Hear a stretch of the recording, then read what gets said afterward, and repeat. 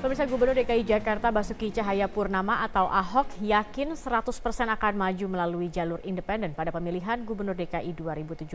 Sementara pesaing Ahok Yusril Iza Mahendra yang belum menemukan pendamping memastikan dirinya untuk maju melalui dukungan dari partai politik.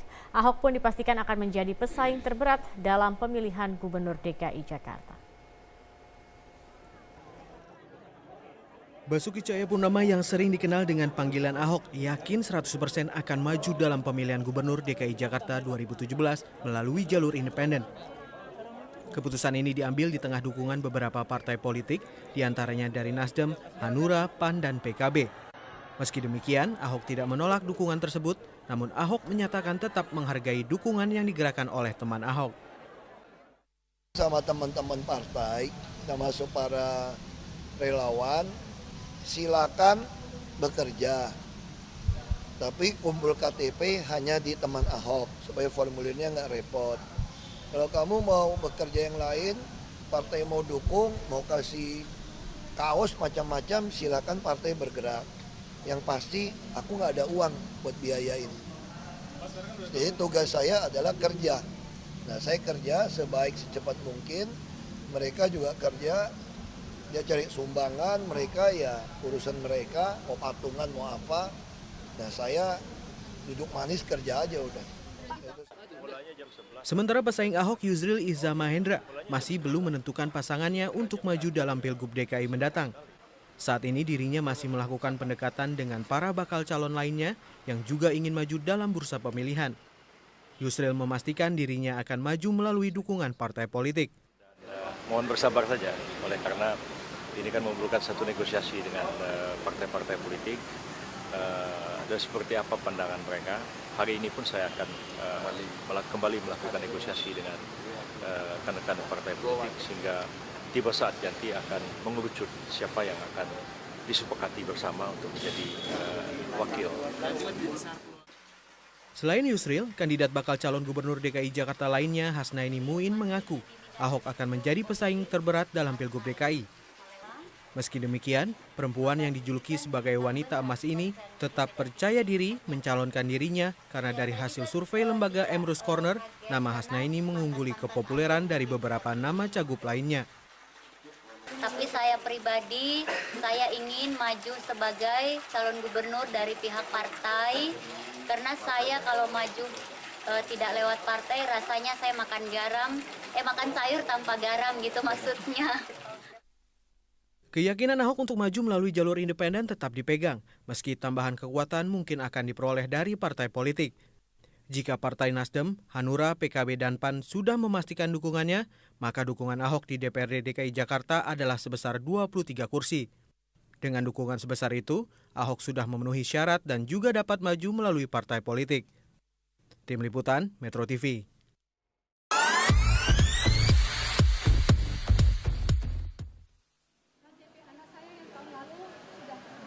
Gubernur DKI Jakarta Basuki Cahayapurnama atau Ahok akhirnya memutuskan untuk maju dalam pemilihan Gubernur DKI Jakarta mendatang melalui jalur independen. Pendukung setia Ahok yang tergabung dalam teman Ahok pun mulai bergerak. Untuk merebut simpati sekaligus sebagai ajang untuk mengumpulkan KTP warga DKI Jakarta, teman Ahok mulai menjabarkan berbagai langkah dan program-programnya melalui media sosial. Teman Ahok memiliki situs sendiri yaitu www.temanahok.com, juga laman Facebook dan Twitter.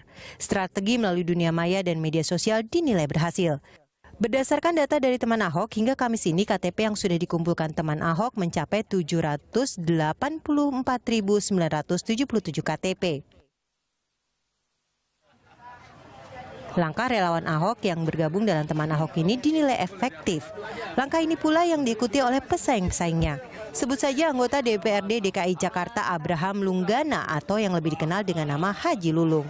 Merasa tidak akan dicalonkan oleh partainya, Partai Persatuan Pembangunan, Haji Lulung mencoba peruntungannya di jalur independen.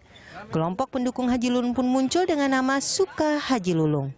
Berbeda dengan teman Ahok yang memiliki situs sendiri, Facebook dan Twitter, Suka Haji Lulung memilih media sosial PET sebagai media untuk berkampanye. Selain berkampanye melalui PET, rencananya Haji Lulung juga akan mendirikan 1.000 posko yang tersebar hingga ke tingkat kelurahan. Sementara pendukung kandidat calon gubernur dari Partai Gerindra Sandiaga Uno bergabung dalam relawan Sahabat Sandiaga Uno. Selain berkampanye melalui media sosial, Facebook dan Twitter, mereka juga sering menggelar aksi dan event di ajang-ajang tertentu seperti Car Free Day.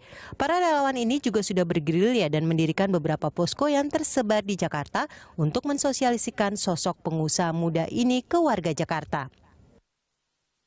Tak hanya itu, setelah teman Ahok, relawan Suka Haji Lulung dan sahabat Sandiaga kini muncul juga di media sosial Sahabat Jarot. Sahabat Jarot dimunculkan oleh Banyuwiru lewat akun Twitternya dengan tagar Sahabat Jarot. Tagar Sahabat Jarot dimunculkan bersamaan dengan mulai munculnya gambar foto karikatur wajah khas Wakil Gubernur DKI Jakarta ini. Di samping gambar itu juga ada tulisan Jarot for Jakarta. Wakil Ketua Bidang Pemenangan Pemilu PDI Perjuangan Gembong Warsono menyebut belum mengetahui adanya inisiatif itu. Namun ia menanggapi positif inisiatif yang dilakukan oleh Banyuwiru ini. Dengan munculnya aksi para pendukung ini, warga Jakarta kini memiliki beragam referensi terkait calon gubernur dan calon wakil gubernurnya yang bakal dipilih dalam pemilihan Gubernur DKI Jakarta 2017 mendatang. Ya pemirsa, Lunch Talk kali ini kita akan membahas topik menuju DKI 1 lewat medsos. Ya, dan di studio sudah hadir narasumber pengamat media sosial Mas Arief Hidayat, dan juga melalui sambungan telepon sudah ada Ketua Tim Relawan Suka Haji Lulung, Mas Alip Kustijar. Saya sapa dulu narasumber yang ada di studio. Terima kasih Mas Arief sudah hadir bersama kami. Terima kasih Mas Alip juga terima kasih sudah bergabung bersama kami di Lunch Talk. Mas Alip. Oke, kita ke Mas Arief dulu ya. Mas Arief, kampanye lewat media sosial sebenarnya ini bukan hal yang baru ya Mas ya. Kita tahu pada zaman jelang pemilihan Presiden Amerika Serikat Barack Obama dulu, dialah sepertinya yang mempopulerkan kampanye melalui media sosial dengan salah satu merek cellphone yang ya ini cukup inilah ya cukup sangat digunakan oleh masyarakat begitu pada saat itu. Nah, apakah memang sampai sekarang itu masih menjadi satu tren yang bisa menghasilkan suara yang banyak nantinya untuk memilih salah satu kandidat? Itu kalau kita ngelihat media sosial emang cukup berpengaruh ya, terutama untuk kondisi-kondisi tertentu, daerah-daerah tertentu. Untuk wilayah perkotaan seperti DKI Jakarta itu cukup berpengaruh. Kita bisa ngelihat dari waktu Jokowi Ahok dulu itu. Dari Jokowi Ahok dulu itu kan penggunaan sosial media kan sangat masif. Dan hasil akhirnya analisis juga antara hasil KPU dengan hasil riset di sosial media, hasilnya juga hampir sama-sama. Beda gitu. tipis seperti ya, itu. beda tipis gitu di situ. Jadi untuk kondisi tertentu, daerah wilayah tertentu yang komunitas sosial medianya cukup tinggi itu cukup berpengaruh. Tapi kalau daerah-daerah misalnya di luar Jawa atau apa segala gitu, itu tidak efektif di situnya. Jadi berarti tergantung daerahnya juga. Tergantung daerahnya juga. Apakah bisa dikatakan kalau misalnya si kandidat ini atau calon ini suaranya besar atau terlihat menang dan dukungannya besar lewat media sosial, itu berarti jadi salah satu indikator juga dia bisa memenangkan pemilihan? Itu bisa menjadi indikator. Dari beberapa pengamatan kami, penelitian kami, hasil riset kami, di situ seperti waktu Pilgub DKI, Pilgub Jabar, Surabaya, termasuk juga Pilpres saat itu, hasilnya tuh tidak beda jauh gitu. Dengan misalnya share of netizen-nya, terus tingkat popularity di sosial media dengan hasil akhirnya tuh nggak beda jauh gitu di situnya. Itu berpengaruh pada popularitas. Lantas apa kabarnya dengan elektabilitas yang itu juga diperlukan sebenarnya oleh seorang kandidat? Justru itu dengan popularitas yang tinggi, maka kan berita-berita positif yang disiarkan oleh beberapa media itu mempengaruhi keputusan pemilih juga gitu di situnya. Jadi sangat terkait gitu di situ.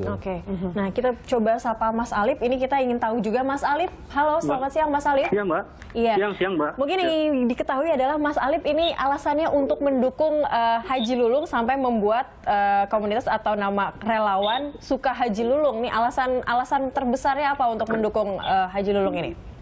Ya, pertama kita ngebentuk komunitas atau relawan Suka Haji Lulung. Pertama, Haji Lulung seorang tokoh muda Jakarta yang mempunyai track record yang tidak mempunyai yang tidak mempunyai masalah di dalam pembangunan Jakarta. Yang kedua, Haji Lulung sangat kritis ketika melihat hal-hal yang salah.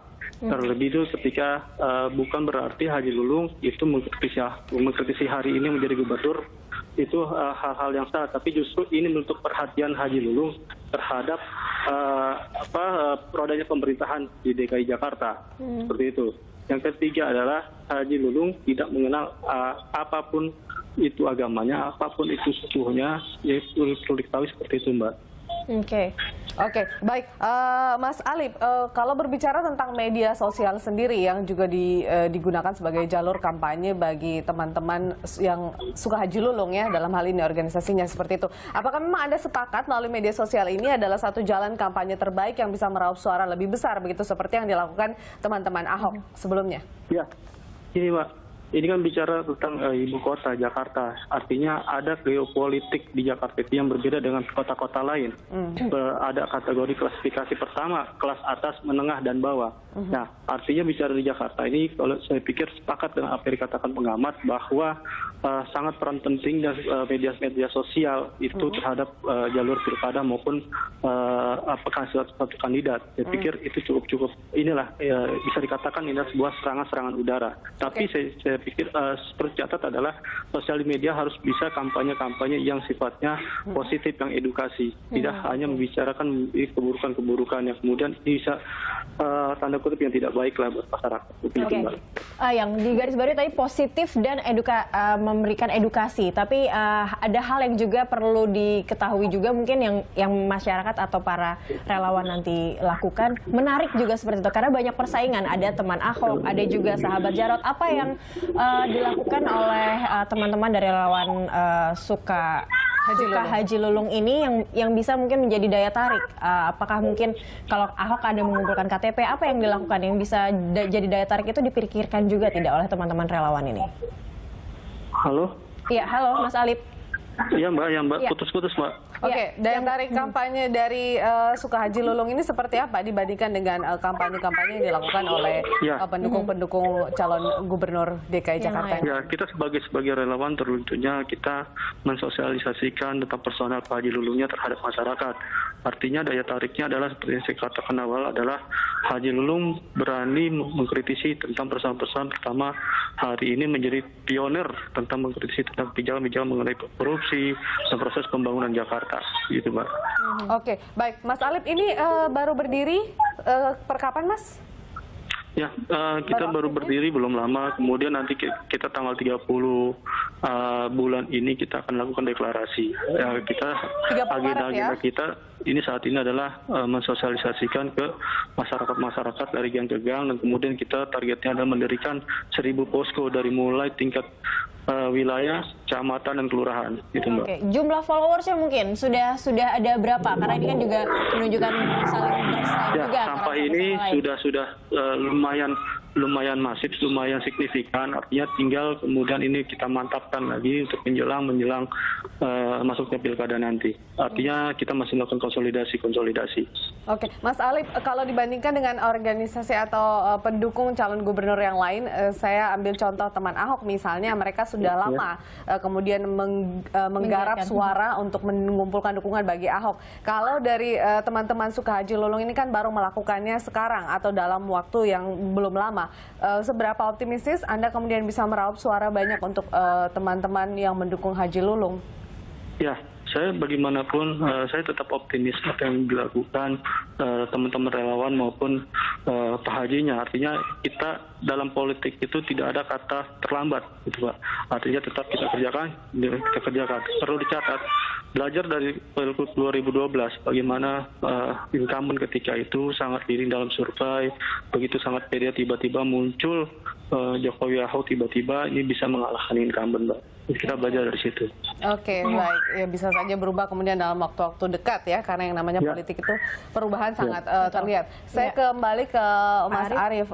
Apakah kemudian jangka waktu dalam membuat sebuah kampanye di media sosial itu juga berpengaruh pada sosok seseorang yang didukung ataupun juga yang dikampanyekan lewat media sosial? Contohnya misalnya kalau teman Ahok ini sudah cukup lama, kalau suka Haji Lulung ini sepertinya masih baru melakukan kampanye itu, begitu? Ya, sebenarnya gini, kalau kita setback ke belakang ya, sebenarnya waktu Maret 2015 itu kan sempat tren Save Haji Lulung ya, Haji Lulung efek. Sebenarnya kalau itu bisa dioptimalkan, sampai dimanfaatkan secara positif, itu sekarang mungkin agak berbeda ceritanya gitu dengan kondisi sekarang gitu, apalagi ceritanya saat ini kan Haji Lulung kan ingin maju lewat jalur independen. Nah, kalau saat itu misalnya dari Maret 2015 saat itu udah mulai digarap mungkin ininya ke arah yang positifnya, yang tadi itu meme-meme yang lucu-lucu tuh digarap ke arah positif, orang udah ngurus KTP, mungkin ceritanya beda untuk saat ini gitu, startnya gitu. Jadi pemanfaatan momen itu sebenarnya baik itu isu negatif atau positif, supaya orang bisa jadi terkenal, ya itu akan berpengaruh juga. Artinya jangka waktu sebenarnya tidak ada masalah? Jangka waktunya sebenarnya untuk start saat ini kan boleh dibilang bareng-bareng start dengan calon yang lain, sedangkan Ahoknya sendiri kan udah lama gitu di situnya gitu. Jadi nggak ada kata terlambat juga sih, bisa dicoba semua. Apa popularitas itu juga pasti harus dipertimbangkan untuk memulai kampanye atau memulai hal seperti ini lewat media sosial. Haji Lulung meskipun yang kemarin kita melihat mungkin ada sedikit meme agak mungkin sedikit berkesannya negatif, tapi setidaknya dia jadi dikenal oleh masyarakat, jadi populer di mata masyarakat. Ya sekarang tinggal strategi offline-nya gitu, strategi pendekatan langsung kepada masyarakat tingkat bawahnya. Karena kan udah dikenal, ada yang buat gantungan kunci, ada yang buat baju, apa segala. Sekarang bagaimana memperkenalkan diri gitu, Haji Lulung kepada, oh ini loh saya yang sebenarnya. Tidak seperti apa yang digosipkan di sosial media, dibentuk meme gitu, kayak gitu. Jadi bagaimana strateginya gitu di lapangannya. Oke, baik Mas Arief, kita masih akan melanjutkan perbincangan di segmen berikutnya. Pemirsa tetaplah bersama kami di Landstalk.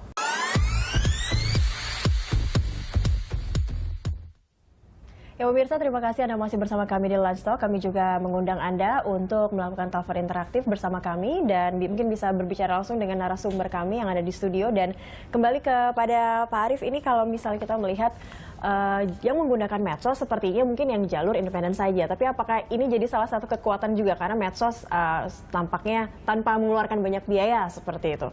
Bagaimana juga dengan yang mereka memang lewat jalur parpol? Apakah menggunakan medsos ini memang jadi salah satu cara juga yang efektif? Seperti itu ya. Ya justru kekuatan yang di jalur parpol itu sebenarnya mereka udah punya struktur partai, udah punya orang-orang yang bergerak di lapangan. Ditambah dengan kalau menggunakan sarana sosial media itu kan tambah kuat sebenarnya. Kalau sarana yang udah ada tuh bisa digerakkan, struktur partai yang ada digerakkan untuk memanfaatkan sosial media kan lebih dahsyat sebenarnya dibandingkan dengan jalur independen yang harus dibentuk dari nol gitu di situ. Berarti sebenarnya ini bisa dua-dua dimanfaatkan, bisa dua-duanya dimanfaatkan dan juga media sosialnya. Tapi perbedaannya gini, ada dua perbedaan. Kalau yang di jalur independen biasanya orang tergerak. Karena masyarakat yang bergeraknya gitu. Tapi kalau jalur parpol kan instruksional dari atas gitu di situ. Oh oke, pendekatannya ke masyarakat juga memang agak sulit ya kalau parpol seperti ada batasan. Di sini, kecuali kalau di tingkat parpolnya kekuatan relawannya kuat di situnya. Oke, baik. Saya ke Mas Alip lagi, Mas Alip. Mengenai kegiatan yang dilakukan oleh teman-teman Suka Haji Lulung ini sejauh ini apa saja? Kalau mungkin selain mengumpulkan KTP dan dukungan bagi Haji Lulung sendiri, adakah kemudian kegiatan lain yang dilakukan lewat media sosial, Mas? Ya, saya ingin menanggapi tadi Bapak pengamat media sosial mengatakan bahwa Pak Haji Lulung lewat jalur independen, bahwa itu tidak benar, bahwa perlu diketahui Pak Haji Lulung adalah salah satu kader partai yang hari ini diutus oleh kubu Jan Farid, bahwa hari ini Pak Haji Lulung belum memutuskan untuk bicara tentang dia independen, tapi teman-teman relawan ini tidak terlepas maupun itu dia jalur independen ataupun dari partai, ini kita tetap bekerja. Itu berarti saya mau konfirmasi, Haji Lulung sendiri melalui jalur independen atau partai? Ya, dia masih berharap, maksudnya dalam artinya kita semua tidak berpikir bahwa Haji Lulung nanti itu lewat mana dia akan bertarung dalam kancah 2017 nanti. Tapi kita memastikan bahwa kita orientasi kita hari ini kerja politik aja dahulu, gitu Pak. Artinya dia bisa adalah kader partai, bukannya dari independen yang dialami oleh incumbent ini, Mbak. Oke, apa saja kegiatannya, Mas? Ya, kegiatannya dari kemarin kita sudah lakukan adalah roadshow dari kampung ke kampung, dari yang ke gang, dari rumah ke rumah, dari pasar ke pasar, mungkin itu Mbak. Nah ini kalau yang kita ketahui, koreksi jika salah, ini kalau teman-teman suka Haji Lulung ini lewat media sosial Path. Alasan untuk memilih, kebanyakan mungkin memilihnya Twitter seperti itu. Ada alasan tersendiri tidak untuk memilih media sosial apa? Apakah lebih banyak pendukungnya atau seperti apa, Mas Alip? Ya, dari semua lini kan teman-teman ini jalan dari udara, laut dan darat, gitu Mbak. Artinya kan pada awal tadi saya katakan bahwa media sosial dari mulai Instagram, Facebook, dan Twitter dan sebagainya itu tetap kita mainkan. Ya lagi-lagi saya katakan ini bukannya nanti kemudian kita jalankan sebagai black campaign, justru sebagai bentuk edukasi kemudian tidak kepada masyarakat tadi lebih yang lebih secara personal, lebih dikenal personal buat kandidat kita gitu Mbak. Oke, Mas Alip, tadi Anda katakan Haji Lulung sendiri belum memutuskan ya melalui jalur independen ataukah melalui partai yang saat ini mendukung Haji Lulung yaitu P3. Bagaimana koordinasi teman-teman suka Haji Lulung ini dengan partai pendukung Haji Lulung sejauh ini? Ya, komunikasi kita tetap lancar, maksudnya dia kalau saya katakan ya dia kader partai, bisa saja nanti dari akhir partai dari dia berkoalisi dengan partai lain gitu Mbak. Kan masih ada celah beberapa bulan lagi kan bisa sangat tidak mungkin nih bakal terjadi koalisi dalam tubuh partai masih akan dia bisa lakukan itu Mbak. Dari teman-teman suka Haji Lulung ini tentu kalian membuat tim karena untuk mencegah juga mungkin ada konten-konten yang mungkin jadinya black campaign atau ada konten-konten yang tidak bertanggung jawab seperti itu. Apa yang dilakukan oleh teman-teman relawan suka Haji Lulung untuk meredam hal seperti itu? Ya. Mbak, putus-putus Mbak. Iya. Apa yang dilakukan oleh tim relawan suka Haji Lulung untuk meredam jika ada konten-konten yang mungkin black campaign sifatnya atau yang tidak bertanggung jawab seperti itu? Ya. Kalian pasti membentuk tim. Apa yang dilakukan untuk mengcounter hal-hal itu? Halo, ya. Strategi kita cuma sederhana Mbak. Santun dan ramah dan kerjakan yang baik, gitu Mbak. Ya, yang tidak baik kita lawan yang baik, gitu Mbak. Artinya kita tidak harus mengikuti yang tidak baik pula, gitu Mbak. Oke, baik Mas Alip, kami kembali ke studio dulu bersama Mas Arief. Mas Arief, ini tadi kan kalau kita dengarkan sebenarnya ada pemilihan media sosial juga yang digunakan oleh teman-teman suka Haji Lulung ini dibandingkan dengan teman-teman pendukung gubernur atau calon gubernur lainnya begitu. Memang pemilihan media sosial itu juga apakah memang cukup penting atau sebenarnya kalau figurnya ini udah benar-benar yang difavoritkan mau lewat media sosial apapun begitu itu pasti banyak aja pendukungnya. Iya, pasti ada pendukungnya. Atau memang pemilihan media sosial itu juga penting? Pemilihan media sosial juga penting. Kalau kita ngelihat di Indonesia tuh kayaknya untuk ada dua kategori, yaitu ada messenger, ada sosial medianya, sosial networknya gitu. Kalau messenger tuh misalnya kita sekarang tuh yang paling favorit tuh BBM. Terus WhatsApp. Nah, masuk nanti ke yang lainnya gitu. Sedangkan yang paling favoritnya untuk yang ininya, untuk yang sosial networknya yaitu ada Facebook. Ada Twitter. Nah, di situ tinggal pilih mana aja gitu. Karena penggunanya sendiri ya di situ gitu. Kalau misalnya kalau udah masuk ke ya bagian yang bawah kayak ada pet Instagram gitu kan itu bermain di tingkat foto gitu di situ. Bukankah tergantung isu yang diangkat juga? Artinya ya, sekarang, kreativitas relawan ya? Ya, isunya juga benar, tapi kan sekarang pengguna sosial yang target terbanyak tuh yang di mana gitu. Baru kita bicara mengenai isunya. Nah, kalau kita bermain di tingkat sosial media yang tadinya penggunanya kecil, ya siapa juga yang akan ini gitu yang nah, ini bagaimana teman-teman relawan ini yang memanfaatkan media sosial untuk bisa masuk kepada orang-orang yang akan memilih. Misalnya kalau tadi Pak Arief bilang lewat BBM, mungkin berarti lewat broadcast message seperti itu. Nah itu kan kadang ada yang sifatnya, ada orang yang mungkin tidak mau merasa ingin memilih malah mengganggu. Nah itu bagaimana tim relawan ini mengatur hal tersebut? Ya biasanya gini, pada umumnya kalau semacam BBM itu yang paling mudah kan broadcast itu. Broadcast massal kan truk. Iya, tapi kan itu ganggu. Ini saya nggak mau pilih ini. Ganggu banget ini calon yang ini. Terus yang strategi keduanya membuat grup. Ya membuat grup, tapi kan kapasitasnya kan juga kecil, terbatas. Tapi yang kayak WhatsApp kan kapasitasnya besar gitu. Jadi kayak gitu. Kalau kayak di Facebook, ya itu kan kelihatan lah. yang terutama yang saya amati untuk saat ini kayak di Facebook tuh yang pembuat trendsetternya, influencernya. Influencernya orang yang mengutarakan pendapat itu kan akhirnya diteruskan istilahnya kalau di Facebook atau di retweet di Twitter.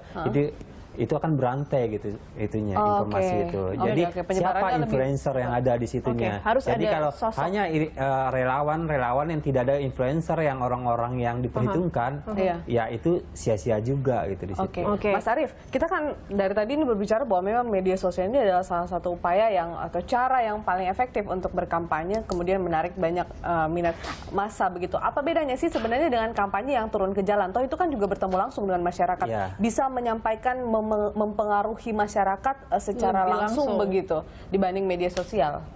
Pertama kita lihat dari segi efektivitas dan biaya ya. Sekarang dengan hanya kita menulis hanya 2 menit, itu kan kalau kita punya follower misalnya 10.000 orang, itu kan langsung tersebar. Masif ya, langsung kepada 10.000. Bayangkan kalau kita sekarang masuk ke Tanah Abang belum tentu ketemu 100 orang.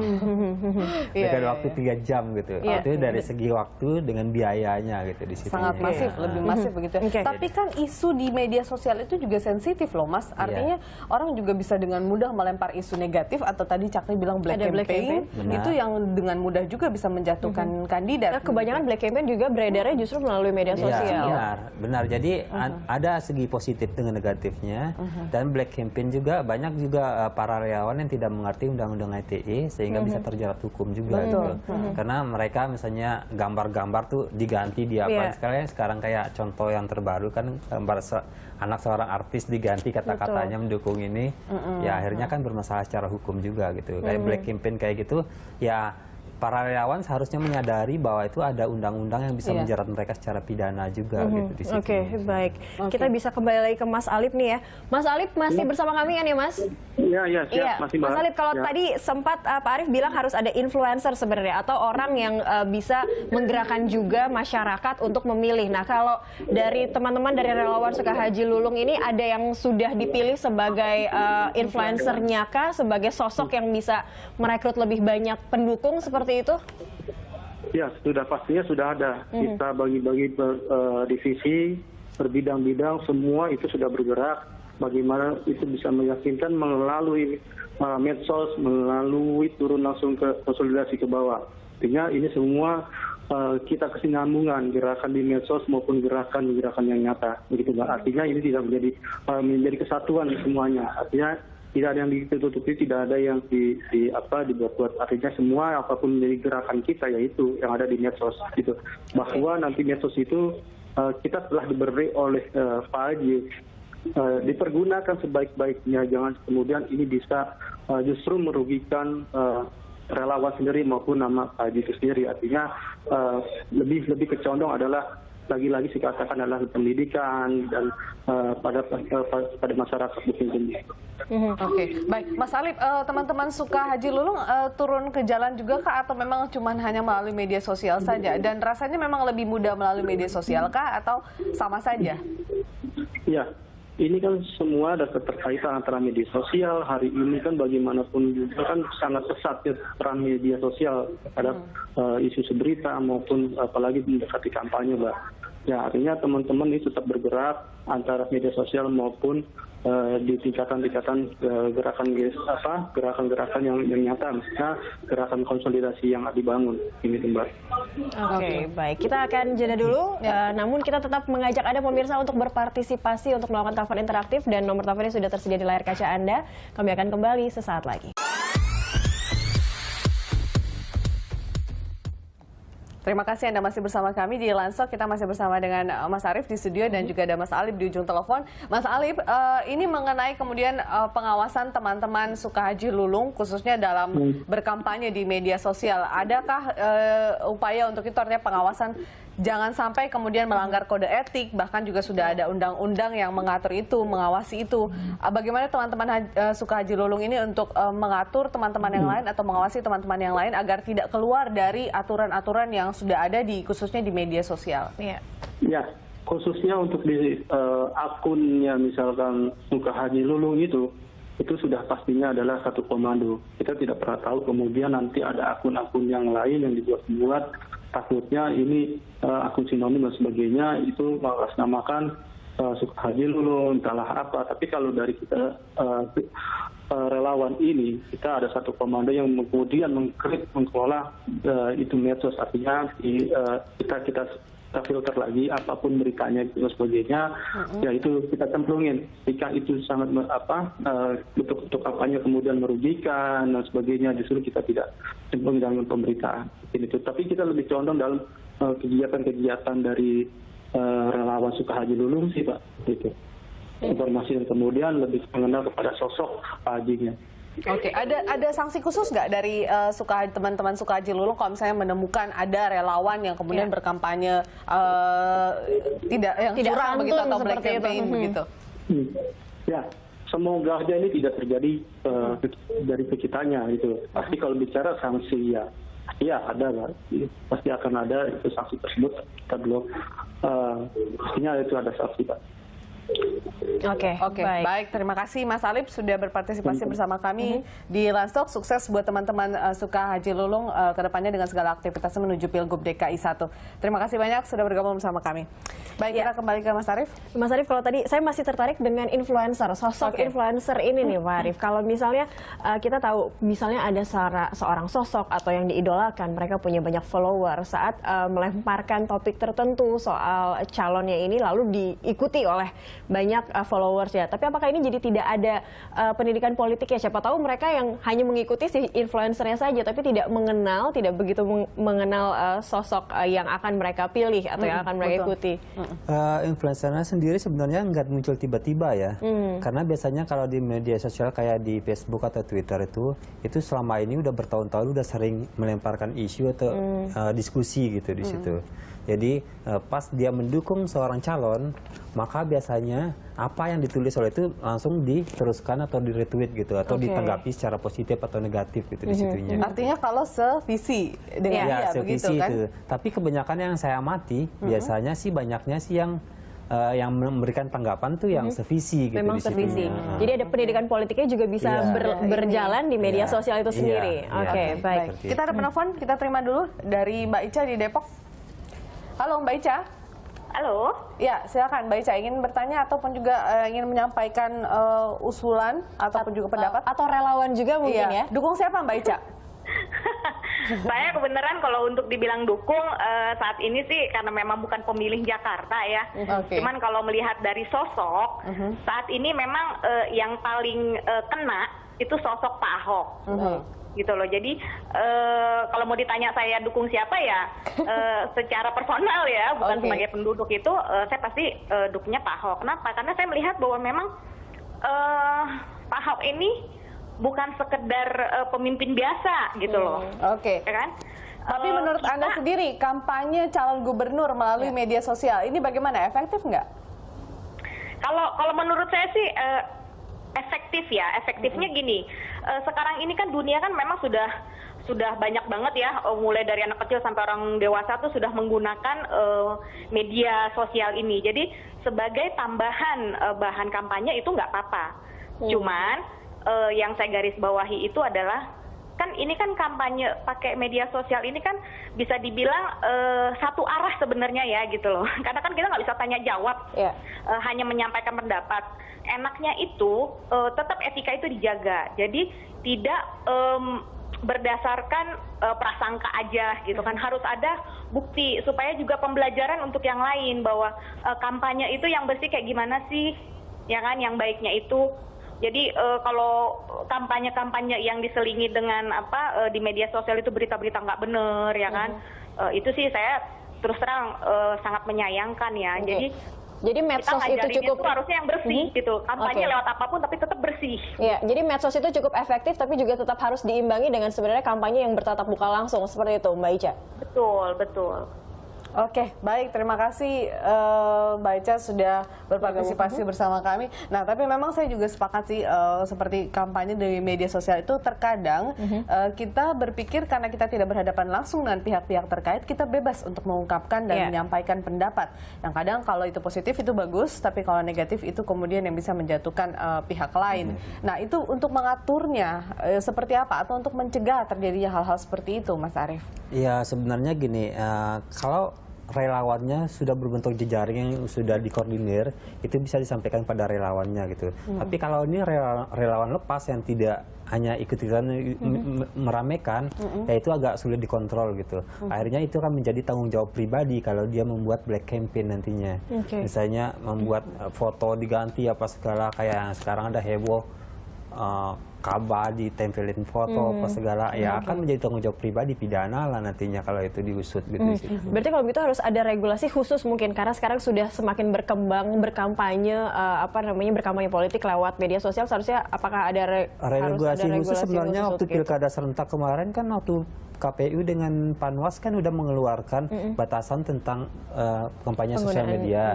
Tapi itu kan tidak bisa dibatasi kalau itu relawan tuh relawan lepas, kalau bukan tim. Oh ya.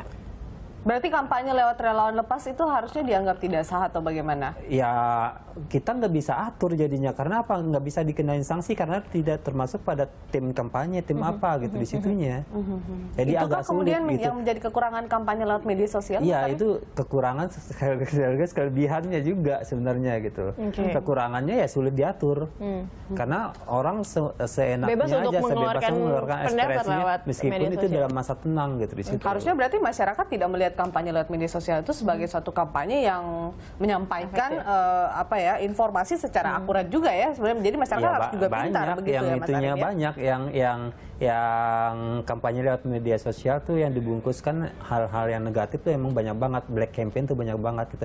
Bahkan informasi diputarbalikkan itu yang waktu Pilpres terutama saat itu.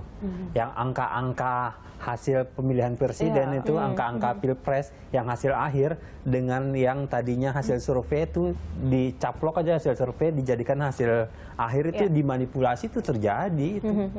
Jadi masyarakat ini kadang masyarakat yang melihat informasi di media sosial kan kadang tidak menyerap maksudnya justru menyerapnya secara utuh gitu, mereka tidak menyaringnya lagi. Kelemahan dari media sosial ini kebanyakan terutama yang broadcast ya, terutama yang broadcast itu tanpa check and recheck, tanpa check and recheck dianggap benar itu informasi yang ada di situnya. Tapi kalau tadi dengan influencer itu dua arah dia bisa diskusi.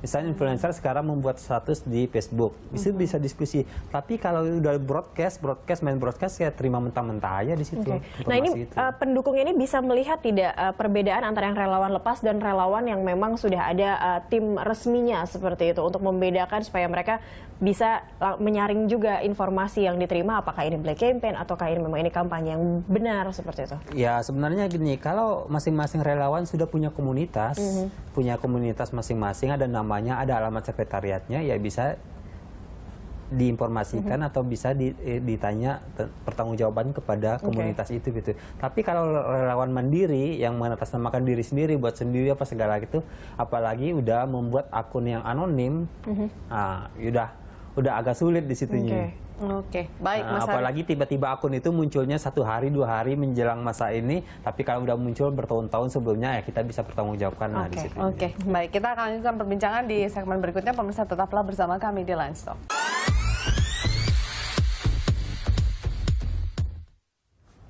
Ya, pemirsa, kita sudah ada di segmen terakhir di dialog Lanstock kita dengan tema menuju DKI 1 lewat medsos, dan sudah ada penelpon lagi dari Jakarta dengan Ibu Endang. Selamat siang Ibu Endang. Selamat siang Mbak. Ya, saya Ibu Endang dari Pondok Gede. Oke, baik. Sebetulnya saya tidak berhak untuk ikut pemilihan DKI 1 karena saya dari Pondok Gede. Tapi saya benar-benar bersimpatik dengan para DKI 1, terutama dengan Pak Ahok, karena saya ingin membantu pemilihan Pak Ahok dengan doa saja, karena tidak bisa memilih. Nah, saya senangnya itu karena dari TV-TV yang sering saya lihat, itu Pak Ahok tidak pernah mengkritik atau menjelek-jelekan dari pesaingnya. Tapi kalau yang lain saya lihat kelihatannya banyak yang selalu menjelek-jelekan pesaing-pesaingnya. Jadi kayaknya untuk menjadi pemimpin tidak sehat itu ya, Mbak. Ibu Endang, meskipun Ibu tidak bisa memilih nanti saat pilkada, tapi Ibu jadi followers juga nggak ini untuk tim atau teman Ahok? Jadi followers, mungkin punya Twitter begitu Ibu? Ya, saya ikut berpartisipasi dari doa saja. Oke. Iya. Tapi saya tetap akan mendoakan mudah-mudahan terutama di Jakarta itu mendapat pimpinan DKI 1 yang benar-benar bekerja, kerja dan jujur. Baik, terima kasih Ibu Endang sudah berpartisipasi bersama kami. Ya, emang doa itu sudah yang paling atas udah yang paling medsos selalu diikuti dengan doa. Nah, baik. Pak Arief, ini tadi kita sempat berbincang juga saat break. Sebenarnya justru banyak yang mendukung ini, yang hebohnya ini justru orang-orang yang di luar Jakarta seperti itu. Nah, mereka sebenarnya tetap bisa terakomodir dengan medsos ini tidak sih, meskipun mereka tidak memilih langsung? Iya, itulah sebenarnya salah satu bagian influencer itu. Jadi para pendukung yang di luar wilayah tidak berKTP DKI ini akan mempengaruhi orang yang berKTP DKI jadinya. Salah satu influencernya itu berada di lingkar-lingkar DKI ini gitu. Meskipun tadi kayak Ibu Endang, mungkin dia punya keluarganya di wilayah DKI, ya dia akan bilang tolong dukung ini. Selain titip doa ya? Saya titip minimal doa. Atau bilang ke keluarganya yang berKTP DKI, ya tusuk ini aja dah. Dan itu sangat berpengaruh ya? Sangat berpengaruh. Apalagi keluarga misalnya kayak gitu, saya titip ini kayak gitu. Jadi meskipun nanti pas saat kampanye ya bisa jadi yang paling banyak nanti dari wilayah sekitar wilayah Jakarta ini justru yang datang kampanyenya mendukung itu supaya kelihatan sekarang banyak gitu. Oke, baik, Mas Arief, ini kan kalau kita lihat sejumlah kandidat sepertinya sudah punya komunitas-komunitas pendukungnya dan mostly mungkin mereka akan melalui jalur media sosial, mungkin meraup suara, khususnya mungkin generasi-generasi muda lebih banyak ya main medsos seperti itu. Akan seperti apa nanti petanya, artinya peta kampanyenya itu seperti apa kalau semuanya lewat media sosial? Pemirsa akan atau masyarakat akan bingung juga ya harus memilih yang mana ini di media sosial gitu. Ya, ini kan harus ada strategi berjejaring. Misalnya selain menggunakan sosial media tanpa diimbangi dengan strategi offline, itu nggak akan berhasil juga gitu di situnya. Jadi misalnya sekarang gini, para pendukung yang ada di sosial media bisa membuat jejaring di tingkat bawah, satu orang semacam model MLM itu. Nah, satu orang mendapatkan tiga di bawahnya. Nah, dan kebetulan yang didapatkan orang yang bermain di sosial media juga bisa naikkan isu juga di sosial media, ya itu kan akan menjadi dasar gitu. Tapi kalau dia tidak bisa bermain di sosial media, ya minimal dia sebagai pemilih udah pasti gitu di situ. Tapi bisa dipastikan ya kalau mereka yang menjadi followers di media sosial, mereka adalah yang nanti memilih juga untuk kandidat tersebut. Tidak tentu, belum tentu. Dan pengawasan yang tadi Pak Arief bilang ada online dan pengawasan ini dilakukan secara offline. Apa yang sudah dilakukan untuk itu? Misalnya dari pengamat media sosial sendiri ataupun mungkin dari undang-undangnya juga sudah ada. Kalau dari undang-undang kan ada undang-undang ITE, undang-undang nomor 11 2008 itu kan udah jelas yang mentransmisikan, mendistribusikan yang berbau fitnah apa segala gitu, pencemaran nama baik itu, ya nanti ranahnya dihukum di situ gitu. Apakah nantinya akan orang yang merasa terzolimi, yang merasa dirugikan akan melaporkan kepada pihak berwajib, ya itulah nanti hukumnya di situ gitu. Tapi kebanyakan kan sekarang juga ya kalau misalnya seorang kandidat sekarang tiba-tiba melaporkan yang tadi itu, ya biasanya akan dibully oleh orang juga ininya. Jadi serba salah juga ya. Iya, jadi serba belum apa-apa kok udah hukuman sosialnya lebih berat di situ. Udah mempolisikan orang katanya, ya itu. Itu juga, jadi serba salah juga ini. Baik, terima kasih Mas Arief sudah berbincang bersama kami kurang lebih 1 jam dalam program Linestock hari ini. Dan pemirsa, demikianlah dialog Linestock. Anda bisa mengirimkan informasi dan saran kepada kami lewat email di news@berita1.tv. Ya, atau follow kami via Twitter, Facebook, dan YouTube. Nantikan Linestock setiap hari pukul 13 sampai 14 waktu Indonesia Barat. Terima kasih. Tidak begitu atau black campaign begitu. Ya. Semoga aja ini tidak terjadi dari kita-kitanya gitu. Pasti kalau bicara sanksi ya ada lah, pasti akan ada itu sanksi tersebut. Kita belum pastinya itu ada sanksi Pak. Oke, baik. Terima kasih Mas Alip sudah berpartisipasi bersama kami di Landstalk. Sukses buat teman-teman Suka Haji Lulung ke depannya dengan segala aktivitasnya menuju Pilgub DKI 1. Terima kasih banyak sudah bergabung bersama kami. Baik, kita kembali ke Mas Arief. Mas Arief, kalau tadi saya masih tertarik dengan influencer, sosok influencer ini nih Pak Arief. Kalau misalnya kita tahu misalnya ada seorang sosok atau yang diidolakan, mereka punya banyak follower, saat melemparkan topik tertentu soal calonnya ini lalu diikuti oleh banyak followers ya. Tapi apakah ini jadi tidak ada pendidikan politik ya? Siapa tahu mereka yang hanya mengikuti si influencernya saja, tapi tidak mengenal, tidak begitu mengenal sosok yang akan mereka pilih atau yang akan mereka ikuti. Influencernya sendiri sebenarnya nggak muncul tiba-tiba ya, karena biasanya kalau di media sosial kayak di Facebook atau Twitter itu selama ini udah bertahun-tahun udah sering melemparkan isu atau diskusi gitu di situ. Jadi pas dia mendukung seorang calon, maka biasanya apa yang ditulis oleh itu langsung diteruskan atau di-retweet gitu, atau ditanggapi secara positif atau negatif gitu di situnya. Artinya kalau sevisi dengan dia begitu kan? Itu. Tapi kebanyakan yang saya amati biasanya sih banyaknya sih yang memberikan tanggapan tuh yang sevisi gitu. Memang di sevisi. Jadi ada pendidikan politiknya juga bisa berjalan di media sosial itu sendiri. Oke, baik. Kita ada penelpon, kita terima dulu dari Mbak Ica di Depok. Halo Mbak Ica. Halo. Ya, silakan Mbak Ica, ingin bertanya ataupun juga ingin menyampaikan usulan ataupun juga pendapat atau relawan juga mungkin ya. Dukung siapa Mbak Ica? Saya kebenaran kalau untuk dibilang dukung saat ini sih karena memang bukan pemilih Jakarta ya. Cuman kalau melihat dari sosok saat ini memang yang paling kena itu sosok Pak Ahok. Gitu loh. Jadi kalau mau ditanya saya dukung siapa ya secara personal ya, bukan sebagai penduduk itu saya pasti dukungnya Pak Ahok. Kenapa? Karena saya melihat bahwa memang Pak Ahok ini bukan sekedar pemimpin biasa gitu loh. Ya kan? Tapi menurut Anda sendiri kampanye calon gubernur melalui media sosial ini bagaimana? Efektif nggak? Kalau menurut saya sih efektif ya. Efektifnya gini. Sekarang ini kan dunia kan memang sudah banyak banget ya, mulai dari anak kecil sampai orang dewasa tuh sudah menggunakan media sosial ini. Jadi sebagai tambahan bahan kampanye itu nggak apa-apa. Cuman yang saya garis bawahi itu adalah kan ini kan kampanye pakai media sosial ini kan bisa dibilang satu arah sebenarnya ya gitu loh. Karena kan kita nggak bisa tanya jawab, hanya menyampaikan pendapat. Enaknya itu tetap etika itu dijaga. Jadi tidak berdasarkan prasangka aja gitu kan, harus ada bukti supaya juga pembelajaran untuk yang lain bahwa kampanye itu yang bersih kayak gimana sih, ya kan, yang baiknya itu. Jadi kalau kampanye-kampanye yang diselingi dengan di media sosial itu berita-berita nggak benar ya kan, itu sih saya terus terang sangat menyayangkan ya. Jadi medsos itu cukup harusnya yang bersih gitu, kampanye lewat apapun tapi tetap bersih. Ya, jadi medsos itu cukup efektif tapi juga tetap harus diimbangi dengan sebenarnya kampanye yang bertatap muka langsung seperti itu, Mbak Ica. Betul.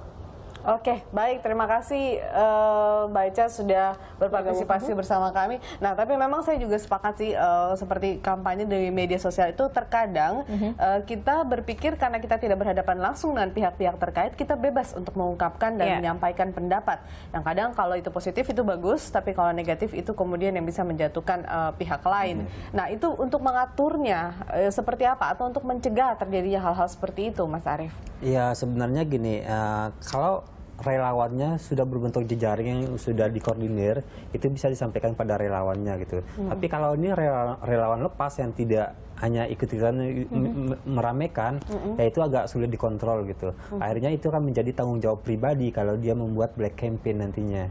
Misalnya membuat foto diganti apa segala, kayak yang sekarang ada heboh Ka'bah ditempelin foto apa segala, ya akan menjadi tanggung jawab pribadi, pidana lah nantinya kalau itu diusut gitu. Berarti kalau gitu harus ada regulasi khusus mungkin, karena sekarang sudah semakin berkembang berkampanye berkampanye politik lewat media sosial, seharusnya apakah ada regulasi khusus? Sebenarnya waktu pilkada serentak kemarin kan waktu KPU dengan Panwas kan udah mengeluarkan batasan tentang kampanye sosial media. Tapi itu kan tidak bisa dibatasi kalau itu relawan tuh relawan lepas, kalau bukan tim. Oh ya.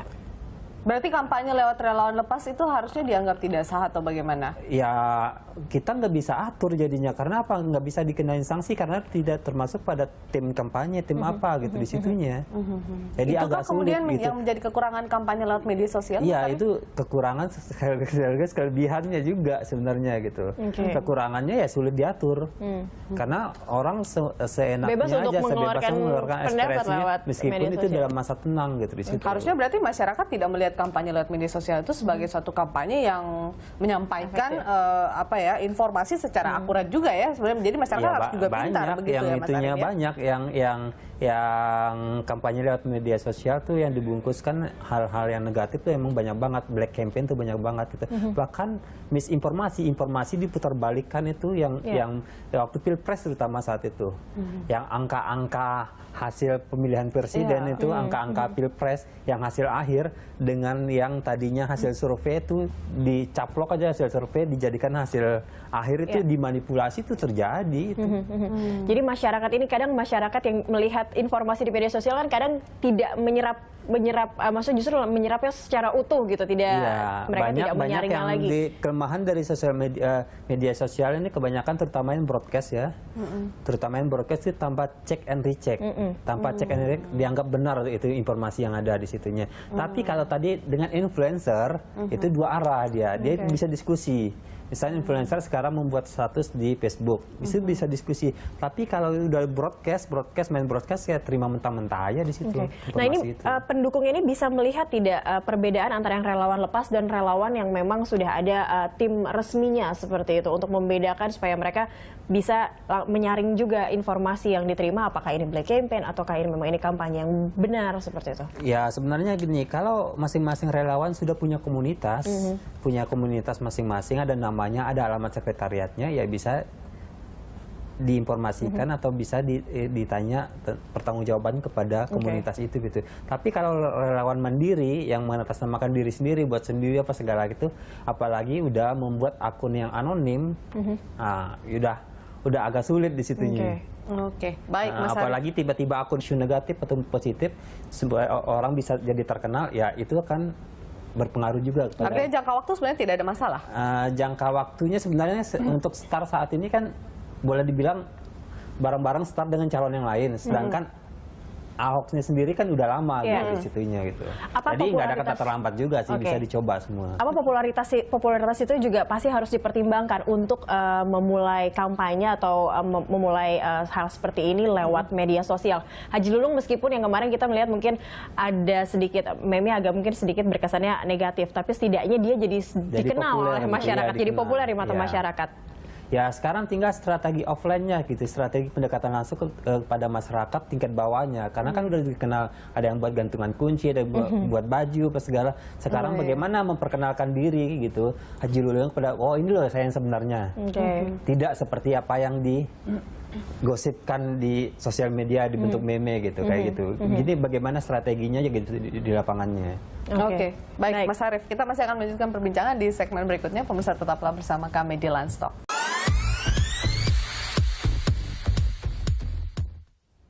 Ya pemirsa, terima kasih Anda masih bersama kami di Landstalk. Kami juga mengundang Anda untuk melakukan telepon interaktif bersama kami dan mungkin bisa berbicara langsung dengan narasumber kami yang ada di studio. Dan kembali kepada Pak Arief, ini kalau misalnya kita melihat yang menggunakan medsos sepertinya mungkin yang jalur independen saja. Tapi apakah ini jadi salah satu kekuatan juga karena medsos tampaknya tanpa mengeluarkan banyak biaya seperti itu.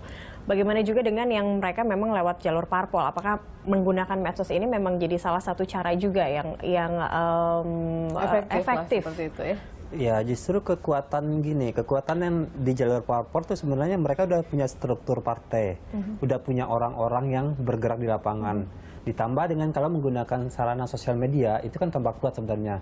Kalau sarana yang udah ada tuh bisa digerakkan, struktur partai yang ada digerakkan untuk memanfaatkan sosial media kan lebih dahsyat sebenarnya dibandingkan dengan jalur independen yang harus dibentuk dari nol gitu di situ. Berarti sebenarnya ini bisa dua-dua dimanfaatkan, bisa dua-duanya dimanfaatkan dan juga media sosialnya. Tapi perbedaannya gini, ada dua perbedaan. Kalau yang di jalur independen biasanya orang tergerak. Karena masyarakat yang bergeraknya gitu. Tapi kalau jalur parpol kan instruksional dari atas gitu di situ. Oh, oke. Pendekatannya ke masyarakat juga memang agak sulit ya kalau parpol seperti itu, ada batasan. Di sini, kecuali kalau di tingkat parpolnya kekuatan relawannya kuat di situnya. Oke, baik. Saya ke Mas Alip lagi. Mas Alip, mengenai kegiatan yang dilakukan oleh teman-teman Sukahaji Lulung ini sejauh ini apa saja? Kalau mungkin selain mengumpulkan KTP dan dukungan bagi Haji Lulung sendiri, adakah kemudian kegiatan lain yang dilakukan lewat media sosial, Mas?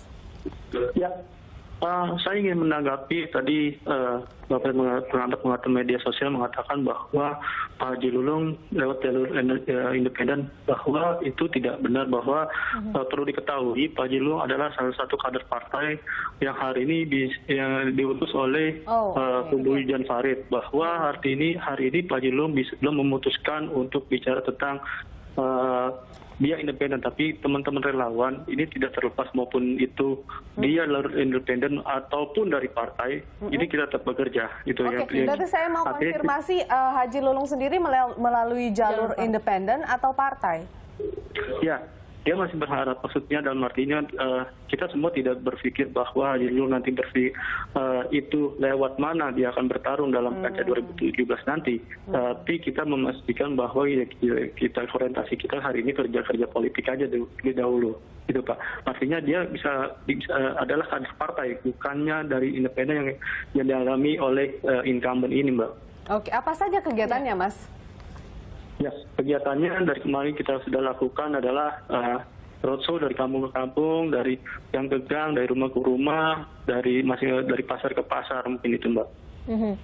Nah, ini kalau yang kita ketahui, koreksi jika salah, ini kalau teman-teman Sukahaji Lulung ini lewat media sosial PATH.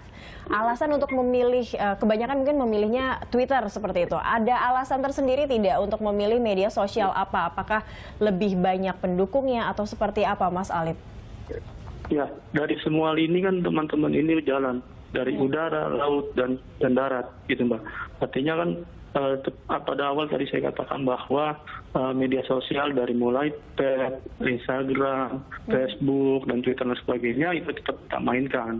Ya, lagi-lagi saya katakan ini bukannya nanti kemudian kita jalankan sebagai black campaign, justru sebagai bentuk edukasi kemudian tidak kepada masyarakat tadi lebih yang lebih secara personal, lebih dikenal personal buat kandidat kita, gitu Mbak. Oke, Mas Alip, tadi Anda katakan Haji Lulung sendiri belum memutuskan ya melalui jalur independen ataukah melalui partai yang saat ini mendukung Haji Lulung, yaitu P3. Bagaimana koordinasi teman-teman Sukahaji Lulung ini dengan partai pendukung Haji Lulung sejauh ini? Ya, komunikasi kita tetap lancar, maksudnya dia kalau saya katakan ya dia kader partai, bisa saja nanti dari akhir partai dari dia berkoalisi dengan partai lain, gitu Mbak. Kan masih ada celah beberapa bulan lagi kan bisa sangat tidak mungkin nih bakal terjadi koalisi dalam tubuh partai masih akan dia bisa lakukan, itu Mbak. Dari teman-teman Sukahaji Lulung ini tentu kalian membuat tim karena untuk mencegah juga mungkin ada konten-konten yang mungkin jadinya black campaign atau ada konten-konten yang tidak bertanggung jawab seperti itu. Apa yang dilakukan oleh teman-teman relawan Sukahaji Lulung untuk meredam hal seperti itu? Ya. Mbak, putus-putus Mbak. Iya. Apa yang dilakukan oleh tim relawan Sukahaji Lulung untuk meredam jika ada konten-konten yang mungkin black campaign sifatnya atau yang tidak bertanggung jawab seperti itu? Ya. Kalian pasti membentuk tim. Apa yang dilakukan untuk mengcounter hal-hal itu? Halo, ya. Strategi kita cuma sederhana, Mbak. Santun dan ramah dan kerjakan yang baik, itu Mbak. Ya, yang tidak baik kita lawan yang baik, gitu Mbak. Artinya kita tidak harus mengikuti yang tidak baik pula, gitu Mbak. Oke, baik Mas Alip, kami kembali ke studio dulu bersama Mas Arief. Mas Arief, ini tadi kan kalau kita dengarkan sebenarnya ada pemilihan media sosial juga yang digunakan oleh teman-teman Sukahaji Lulung ini dibandingkan dengan teman-teman pendukung gubernur atau calon gubernur lainnya begitu. Memang pemilihan media sosial itu juga apakah memang cukup penting atau sebenarnya kalau figurnya ini udah benar-benar yang difavoritkan mau lewat media sosial apapun begitu itu pasti banyak aja pendukungnya. Iya, pasti ada pendukungnya. Atau memang pemilihan media sosial itu juga penting? Pemilihan media sosial sosial juga penting. Kalau kita ngelihat di Indonesia tuh kayaknya untuk ada dua kategori, yaitu ada messenger, ada sosial medianya, sosial networknya gitu. Kalau messenger tuh misalnya kita sekarang tuh yang paling favorit tuh BBM. Terus WhatsApp. Nah, masuk nanti ke yang lainnya gitu. Sedangkan yang paling favoritnya untuk yang ininya, untuk yang social networknya yaitu ada Facebook, ada Twitter.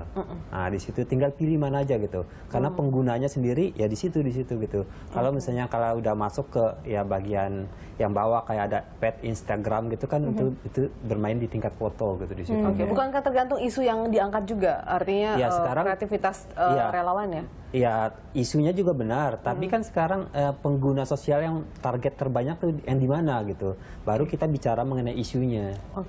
Nah, kalau kita bermain di tingkat sosial media yang tadinya penggunanya kecil, ya siapa juga yang akan ini gitu yang nah, ini bagaimana teman-teman relawan ini yang memanfaatkan media sosial untuk bisa masuk kepada orang-orang yang akan memilih. Misalnya kalau tadi Pak Arief bilang lewat BBM, mungkin berarti lewat broadcast message seperti itu. Nah, itu kan kadang ada yang sifatnya, ada orang yang mungkin tidak mau merasa ingin memilih, malah mengganggu. Nah, itu bagaimana tim relawan ini mengatur hal tersebut? Ya, biasanya gini, pada umumnya kalau semacam BBM itu yang paling mudah kan broadcast itu. Broadcast massal kan truk. Iya, tapi kan itu ganggu. Ini saya nggak mau pilih ini. Ganggu banget ini calon yang ini. Terus yang strategi keduanya membuat grup.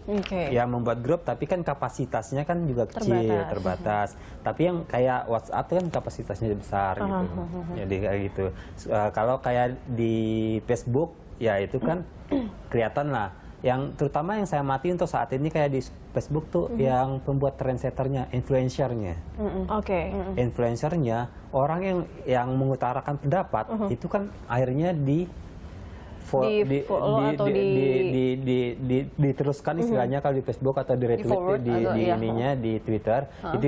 Itu akan berantai gitu itunya informasi itu. Jadi siapa influencer yang ada di situnya. Jadi kalau hanya relawan yang tidak ada influencer yang orang-orang yang diperhitungkan, ya itu sia-sia juga gitu di situ. Mas Arief, kita kan dari tadi ini berbicara bahwa memang media sosial ini adalah salah satu upaya atau cara yang paling efektif untuk berkampanye, kemudian menarik banyak minat massa begitu. Apa bedanya sih sebenarnya dengan kampanye yang turun ke jalan? Toh itu kan juga bertemu langsung dengan masyarakat, bisa menyampaikan, mempengaruhi masyarakat secara langsung begitu dibanding media sosial. Pertama kita lihat dari segi efektivitas dan biaya ya. Sekarang dengan hanya kita menulis hanya 2 menit, itu kan kalau kita punya follower misalnya 10.000 orang, itu kan langsung tersebar. Masif ya, langsung kepada 10.000. Bayangkan kalau kita sekarang masuk ke Tanah Abang belum tentu ketemu 100 orang. Dengan waktu 3 jam gitu. Itu dari segi waktu dengan biayanya gitu di situ. Sangat masif, lebih masif begitu. Tapi kan isu di media sosial itu juga sensitif loh Mas. Artinya orang juga bisa dengan mudah melempar isu negatif atau tadi Cakri bilang black campaign. Itu yang dengan mudah juga bisa menjatuhkan kandidat. Kebanyakan black campaign juga beredarnya justru melalui media sosial. Benar. Jadi ada segi positif dengan negatifnya. Dan black campaign juga banyak juga para relawan yang tidak mengerti undang-undang ITE sehingga bisa terjerat hukum juga gitu. Karena mereka misalnya gambar-gambar tuh diganti di apa sekarang kayak contoh yang terbaru kan gambar anak seorang artis diganti kata-katanya mendukung ini, ya akhirnya kan bermasalah secara hukum juga gitu. Kayak black campaign kayak gitu ya. Para relawan seharusnya menyadari bahwa itu ada undang-undang yang bisa menjerat mereka secara pidana juga gitu di situ. Baik. Kita bisa kembali lagi ke Mas Alip nih ya. Mas Alip masih bersama kami kan ya Mas? Iya, siap. Masih Mas Alip, kalau tadi sempat Pak Arief bilang harus ada influencer sebenarnya atau orang yang bisa menggerakkan juga masyarakat untuk memilih. Nah, kalau dari teman-teman dari relawan Suka Haji Lulung ini ada yang sudah dipilih sebagai influencernya kah, sebagai sosok yang bisa merekrut lebih banyak pendukung seperti itu? Ya, pastinya sudah ada. Kita bagi-bagi divisi, berbidang-bidang, semua itu sudah bergerak. Bagaimana itu bisa meyakinkan melalui medsos, melalui turun langsung ke konsolidasi ke bawah. Artinya ini semua kita kesinambungan gerakan di medsos maupun gerakan yang nyata. Begitu, Mbak. Artinya ini tidak menjadi kesatuan semuanya. Artinya tidak ada yang ditutupi, tidak ada yang dibuat-buat. Artinya semua apapun menjadi gerakan kita yaitu yang ada di medsos gitu. Bahwa nanti medsos itu kita telah diberi oleh Pak Haji dipergunakan sebaik-baiknya, jangan kemudian ini bisa justru merugikan relawan sendiri maupun nama Pak Haji itu sendiri. Artinya lebih kecondong adalah lagi-lagi saya katakan adalah pendidikan dan pada masyarakat mungkin. Oke, baik. Mas Alip, teman-teman Suka Haji Lulung turun ke jalan juga kah atau memang cuma hanya melalui media sosial saja? Dan rasanya memang lebih mudah melalui media sosial kah atau sama saja? Ya, ini kan semua ada keterkaitan antara media sosial. Hari ini kan bagaimanapun juga kan sangat pesat ya peran media sosial pada isu berita maupun apalagi mendekati kampanye, Mbak. Ya, artinya teman-teman ini tetap bergerak antara media sosial maupun di tingkatan-tingkatan gerakan-gerakan yang nyata, misalnya gerakan konsolidasi yang dibangun ini, Mbak. Oke, baik. Kita akan jeda dulu, namun kita tetap mengajak Anda pemirsa untuk berpartisipasi untuk melakukan telepon interaktif dan nomor teleponnya sudah tersedia di layar kaca Anda. Kami akan kembali sesaat lagi. Terima kasih Anda masih bersama kami di Lansok. Kita masih bersama dengan Mas Arief di studio dan juga ada Mas Alip di ujung telepon. Mas Alip, ini mengenai kemudian pengawasan teman-teman Suka Haji Lulung khususnya dalam berkampanye di media sosial. Adakah upaya untuk itu, artinya pengawasan jangan sampai kemudian melanggar kode etik, bahkan juga sudah ada undang-undang yang mengatur itu, mengawasi itu. Bagaimana teman-teman Suka Haji Lulung ini untuk mengatur teman-teman yang lain atau mengawasi teman-teman yang lain agar tidak keluar dari aturan-aturan yang sudah ada khususnya di media sosial? Ya, khususnya untuk di akunnya misalkan Suka Haji Lulung itu sudah pastinya adalah satu komando. Kita tidak pernah tahu kemudian nanti ada akun-akun yang lain yang dibuat-buat, takutnya ini akun sinonim dan sebagainya, itu mengatasnamakan Suka Haji Lulung, entahlah apa. Tapi kalau dari kita relawan ini, kita ada satu komando yang kemudian mengelola itu medsos, artinya kita filter lagi apapun beritanya dan sebagainya, ya itu kita cemplungin. Jika itu sangat untuk kampanye kemudian merugikan dan sebagainya, justru kita tidak cemplungin dalam pemberitaan. Itu. Tapi kita lebih condong dalam kegiatan-kegiatan dari relawan Suka Haji Lulung sih, Pak. Gitu. Informasi yang kemudian lebih mengenal kepada sosok Pak Hajinya. Oke, ada sanksi khusus nggak dari teman-teman Suka Haji Lulung kalau misalnya menemukan ada relawan yang kemudian berkampanye tidak yang... Pemirsa, Gubernur DKI Jakarta Basuki Cahayapurnama atau Ahok yakin 100% akan maju melalui jalur independen pada pemilihan Gubernur DKI 2017. Sementara pesaing Ahok Yusril Ihza Mahendra yang belum menemukan pendamping memastikan dirinya untuk maju melalui dukungan dari partai politik. Ahok pun dipastikan akan menjadi pesaing terberat dalam pemilihan Gubernur DKI Jakarta. Basuki Cahayapurnama yang sering dikenal dengan panggilan Ahok yakin 100% akan maju dalam pemilihan Gubernur DKI Jakarta 2017 melalui jalur independen. Keputusan ini diambil di tengah dukungan beberapa partai politik, diantaranya dari Nasdem, Hanura, PAN, dan PKB. Meski demikian, Ahok tidak menolak dukungan tersebut, namun Ahok menyatakan tetap menghargai dukungan yang digerakkan oleh teman Ahok. Sama teman-teman partai, termasuk para relawan, silakan bekerja, tapi kumpul KTP hanya di teman Ahok supaya formulirnya nggak repot. Kalau kamu mau bekerja yang lain, partai mau dukung, mau kasih kaos macam-macam, silakan partai bergerak. Yang pasti aku nggak ada uang buat biayain. Jadi tugas saya adalah kerja. Nah, saya kerja sebaik secepat mungkin, mereka juga kerja. Dia cari sumbangan, mereka ya urusan mereka, mau patungan, mau apa. Nah, saya duduk manis kerja aja udah. Sementara pesaing Ahok Yusril Ihza Mahendra masih belum menentukan pasangannya untuk maju dalam Pilgub DKI mendatang. Saat ini dirinya masih melakukan pendekatan dengan para bakal calon lainnya yang juga ingin maju dalam bursa pemilihan. Yusril memastikan dirinya akan maju melalui dukungan partai politik. Mohon bersabar saja, oleh karena ini kan memerlukan satu negosiasi dengan partai-partai politik. Ada dan seperti apa pandangan mereka. Hari ini pun saya akan kembali melakukan negosiasi dengan rekan-rekan partai politik sehingga tiba saat nanti akan mengerucut siapa yang akan disepakati bersama untuk menjadi wakil.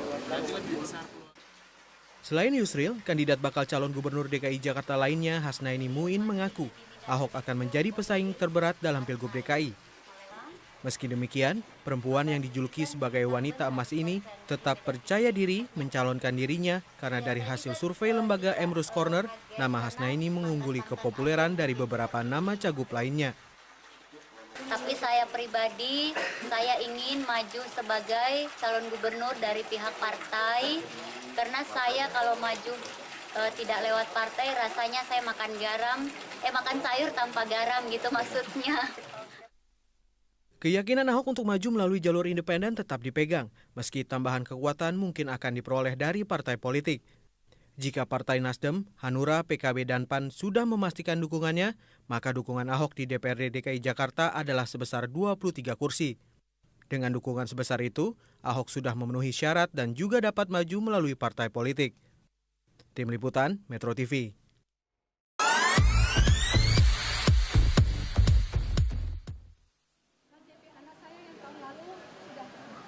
Gubernur DKI Jakarta Basuki Cahayapurnama atau Ahok akhirnya memutuskan untuk maju dalam pemilihan Gubernur DKI Jakarta mendatang melalui jalur independen.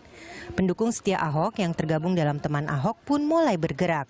Untuk merebut simpati sekaligus sebagai ajang untuk mengumpulkan KTP warga DKI Jakarta, teman Ahok mulai menjabarkan berbagai langkah dan program-programnya melalui media sosial. Teman Ahok memiliki situs sendiri yaitu www.temanahok.com, juga laman Facebook dan Twitter. Strategi melalui dunia maya dan media sosial dinilai berhasil. Berdasarkan data dari teman Ahok, hingga Kamis ini KTP yang sudah dikumpulkan teman Ahok mencapai 784.977 KTP. Langkah relawan Ahok yang bergabung dalam teman Ahok ini dinilai efektif. Langkah ini pula yang diikuti oleh pesaing-pesaingnya. Sebut saja anggota DPRD DKI Jakarta Abraham Lunggana atau yang lebih dikenal dengan nama Haji Lulung. Merasa tidak akan dicalonkan oleh partainya, Partai Persatuan Pembangunan, Haji Lulung mencoba peruntungannya di jalur independen. Kelompok pendukung Haji Lulung pun muncul dengan nama Suka Haji Lulung. Berbeda dengan teman Ahok yang memiliki situs sendiri, Facebook dan Twitter, Suka Haji Lulung memilih media sosial Pets sebagai media untuk berkampanye. Selain berkampanye melalui PET, rencananya Haji Lulung juga akan mendirikan 1.000 posko yang tersebar hingga ke tingkat kelurahan. Sementara pendukung kandidat calon gubernur dari Partai Gerindra Sandiaga Uno bergabung dalam relawan Sahabat Sandiaga Uno. Selain berkampanye melalui media sosial, Facebook dan Twitter, mereka juga sering menggelar aksi dan event di ajang-ajang tertentu seperti Car Free Day. Para relawan ini juga sudah bergerilya dan mendirikan beberapa posko yang tersebar di Jakarta untuk mensosialisikan sosok pengusaha muda ini ke warga Jakarta. Tak hanya itu, setelah teman Ahok, relawan Suka Haji Lulung dan Sahabat Sandiaga kini muncul juga di media sosial Sahabat Jarot. Sahabat Jarot dimunculkan oleh Banyu Wiru lewat akun Twitternya dengan tagar Sahabat Jarot. Tagar Sahabat Jarot dimunculkan bersamaan dengan mulai munculnya gambar foto karikatur wajah khas Wakil Gubernur DKI Jakarta ini. Di samping gambar itu juga ada tulisan Jarot for Jakarta. Wakil Ketua Bidang Pemenangan Pemilu PDI Perjuangan Gembong Warsono menyebut belum mengetahui adanya inisiatif itu. Namun ia menanggapi positif inisiatif yang dilakukan oleh Banyu Biru ini. Dengan munculnya aksi para pendukung ini, warga Jakarta kini memiliki beragam referensi terkait calon gubernur dan calon wakil gubernurnya yang bakal dipilih dalam pemilihan Gubernur DKI Jakarta 2017 mendatang. Ya pemirsa, Lunch Talk kali ini kita akan membahas topik menuju DKI 1 lewat medsos. Ya, dan di studio sudah hadir narasumber pengamat media sosial Mas Arief Hidayat, dan juga melalui sambungan telepon sudah ada Ketua Tim Relawan Suka Haji Lulung, Mas Alip Kustijar. Saya sapa dulu narasumber yang ada di studio. Terima kasih Mas Arief sudah hadir bersama kami. Terima kasih Mas Alip juga terima kasih sudah bergabung bersama kami di Lunch Talk. Mas Alip.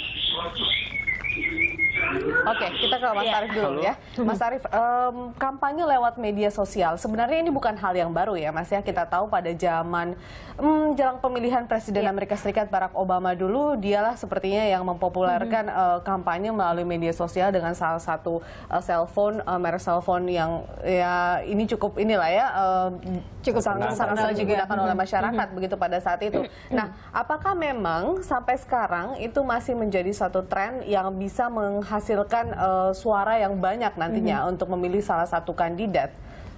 Itu kalau kita ngelihat media sosial emang cukup berpengaruh ya, terutama untuk kondisi-kondisi tertentu, daerah-daerah tertentu. Untuk wilayah perkotaan seperti DKI Jakarta, itu cukup berpengaruh. Kita bisa ngelihat dari waktu Jokowi Ahok dulu itu. Dari Jokowi Ahok dulu, itu kan penggunaan sosial media kan sangat masif.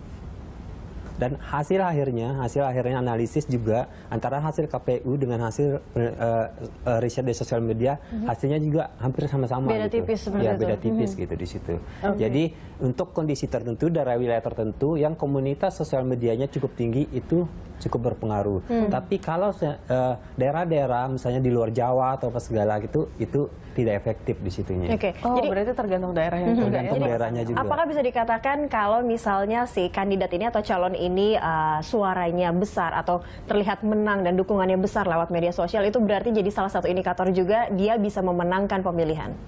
Itu bisa menjadikan indikator. Dari beberapa pengamatan kami, penelitian kami, hasil riset kami, di situ seperti waktu Pilgub DKI, Pilgub Jabar, Surabaya, termasuk juga Pilpres saat itu, hasilnya tuh tidak beda jauh gitu.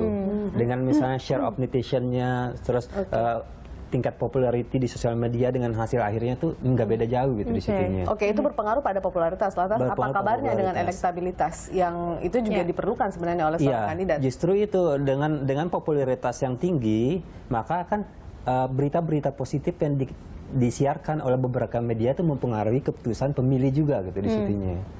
Jadi sangat terkait gitu di situ. Nah, kita coba sapa Mas Alip. Ini kita ingin tahu juga Mas Alip. Halo, selamat siang Mas Alip. Iya, Mbak. Iya. Siang, Mbak. Mungkin yang diketahui adalah Mas Alip ini alasannya untuk mendukung Haji Lulung sampai membuat komunitas atau nama relawan Suka Haji Lulung. Nih alasan terbesarnya apa untuk mendukung Haji Lulung ini? Ya, pertama kita ngebentuk komunitas atau relawan Suka Haji Lulung. Pertama, Haji Lulung seorang tokoh muda Jakarta yang mempunyai track record yang tidak mempunyai track record yang tidak mempunyai masalah di dalam pembangunan Jakarta. Yang kedua, Haji Lulung sangat kritis ketika melihat hal-hal yang salah. Terlebih itu ketika bukan berarti Haji Lulung itu mengkritisi hari ini menjadi gubernur itu hal-hal yang salah, tapi justru ini bentuk perhatian Haji Lulung terhadap rodanya pemerintahan di DKI Jakarta. Seperti itu. Yang ketiga adalah Haji Lulung tidak mengenal apapun itu agamanya, apapun itu sukunya, yaitu perlu diketahui seperti itu, Mbak. Oke, baik. Mas Alip, kalau berbicara tentang media sosial sendiri yang juga digunakan sebagai jalur kampanye bagi teman-teman yang suka Haji Lulung ya, dalam hal ini organisasinya seperti itu. Apakah memang Anda sepakat melalui media sosial ini adalah satu jalan kampanye terbaik yang bisa meraup suara lebih besar begitu seperti yang dilakukan teman-teman Ahok sebelumnya? Ya, ini Mbak. Ini kan bicara tentang ibu kota Jakarta, artinya ada geopolitik di Jakarta itu yang berbeda dengan kota-kota lain. Ada kategori klasifikasi pertama, kelas atas, menengah, dan bawah. Nah, artinya bicara di Jakarta ini, kalau saya pikir sepakat dengan apa yang dikatakan pengamat bahwa sangat peran penting dan media sosial itu terhadap jalur pilkada maupun suatu kandidat. Saya pikir itu cukup inilah bisa dikatakan ini sebuah serangan udara. Tapi saya pikir seperti catat adalah sosial media harus bisa kampanye-kampanye yang sifatnya positif, yang edukasi, tidak hanya membicarakan keburukan-keburukan yang kemudian bisa tanda kutip yang tidak baik lah buat masyarakat. Yang digarisbawahi tadi positif dan memberikan edukasi, tapi ada hal yang juga perlu diketahui juga mungkin yang masyarakat atau para relawan nanti lakukan, menarik juga seperti itu karena banyak persaingan, ada teman Ahok, ada juga sahabat Jarot. Apa yang dilakukan oleh teman-teman dari relawan Suka Haji Lulung ini yang bisa mungkin menjadi daya tarik? Apakah mungkin kalau Ahok ada mengumpulkan KTP, apa yang dilakukan yang bisa jadi daya tarik itu dipikirkan juga tidak oleh teman-teman relawan ini? Halo? Iya, halo Mas Alip. Iya Mbak, putus-putus Mbak. Oke, daya tarik kampanye dari Sukahaji Lulung ini seperti apa dibandingkan dengan kampanye-kampanye yang dilakukan oleh pendukung-pendukung calon gubernur DKI Jakarta? Ya, kita sebagai relawan tentunya kita mensosialisasikan tentang personal Pak Haji Lulungnya terhadap masyarakat. Artinya daya tariknya adalah seperti yang saya katakan awal adalah Haji Lulung berani mengkritisi tentang persoalan-persoalan, pertama hari ini menjadi pionir tentang mengkritisi tentang pijakan-pijakan mengenai korupsi dan proses pembangunan Jakarta, gitu Mbak. Oke, baik. Mas Alip ini baru berdiri per kapan Mas? Ya, kita baru berdiri belum lama, kemudian nanti kita tanggal 30 bulan ini kita akan lakukan deklarasi. Ya, kita agenda kita ini saat ini adalah mensosialisasikan ke masyarakat dari gang ke gang, dan kemudian kita targetnya adalah mendirikan 1000 posko dari mulai tingkat wilayah, kecamatan dan kelurahan, gitu Mbak. Oke, jumlah followersnya mungkin sudah ada berapa? Karena ini kan juga menunjukkan saling bersaing juga. Sampai ini sudah lumayan masif, lumayan signifikan. Artinya tinggal kemudian ini kita mantapkan lagi untuk menjelang masuknya pilkada nanti. Artinya kita masih melakukan konsolidasi. Oke, Mas Alip, kalau dibandingkan dengan organisasi atau pendukung calon gubernur yang lain, saya ambil contoh teman Ahok misalnya, mereka sudah lama kemudian menggarap suara untuk mengumpulkan dukungan bagi Ahok. Kalau dari teman-teman Sukahaji Lulung ini kan baru melakukannya sekarang atau dalam waktu yang belum lama. Seberapa optimistis Anda kemudian bisa meraup suara banyak untuk teman-teman yang mendukung Haji Lulung? Ya, saya bagaimanapun saya tetap optimis apa yang dilakukan teman-teman relawan maupun Pak Hajinya. Artinya kita dalam politik itu tidak ada kata terlambat, gitu Pak. Artinya tetap kita kerjakan. Perlu dicatat, belajar dari Pilgub 2012, bagaimana incumbent ketika itu sangat miring dalam survei, begitu sangat pede, tiba-tiba muncul Jokowi Ahok, tiba-tiba ini bisa mengalahkan incumbent, Mbak. Kita belajar dari situ. Oke, baik. Ya, bisa saja berubah kemudian dalam waktu-waktu dekat ya, karena yang namanya politik itu perubahan sangat terlihat. Saya kembali ke Mas Arief. Apakah kemudian jangka waktu dalam membuat sebuah kampanye di media sosial itu juga berpengaruh pada sosok seseorang yang didukung ataupun juga yang dikampanyekan lewat media sosial?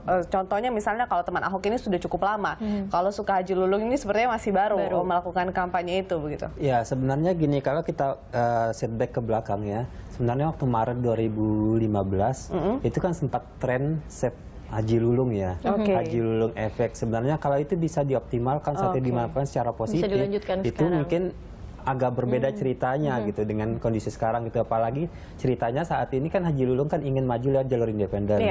Nah, kalau saat itu misalnya dari Maret 2015 saat itu udah mulai digarap mungkin ininya ke arah yang positifnya, yang tadi itu meme-meme yang lucu-lucu tuh digarap secara positif, orang udah ngumpul KTP, mungkin ceritanya beda untuk saat ini gitu, startnya gitu. Jadi pemanfaatan momen itu sebenarnya baik itu